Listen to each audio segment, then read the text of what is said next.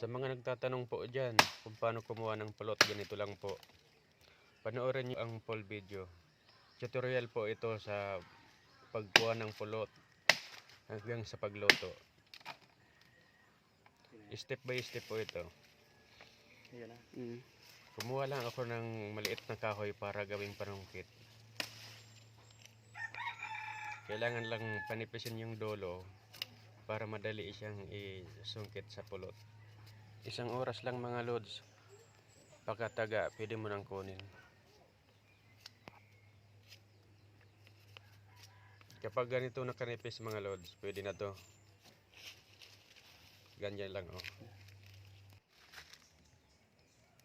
At ganito rin ang pagsungkit niya.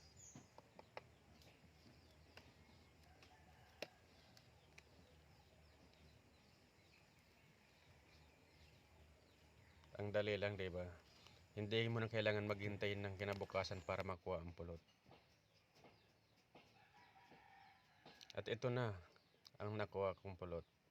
Nilagyan ko lang ng konting gas para matagal siyang masira.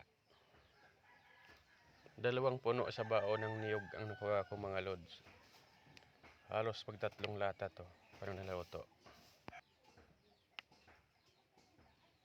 Sa pagluto mga lods, kailangan tuloy-tuloy ang paghalo mo nito para hindi masunog yung ilalim. At kapag ganito kumukulo na, kapag hinayaan mo lang at hindi mo siya haluin, aapaw yan sa bao.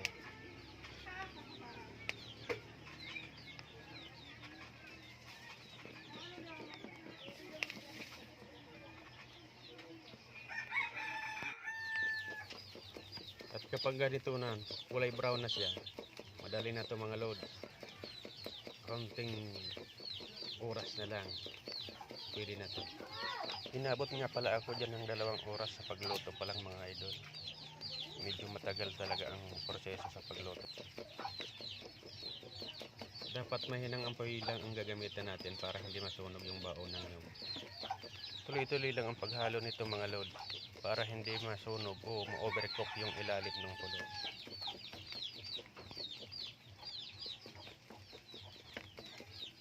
Kapag medyo makunat na siya, okay na yun.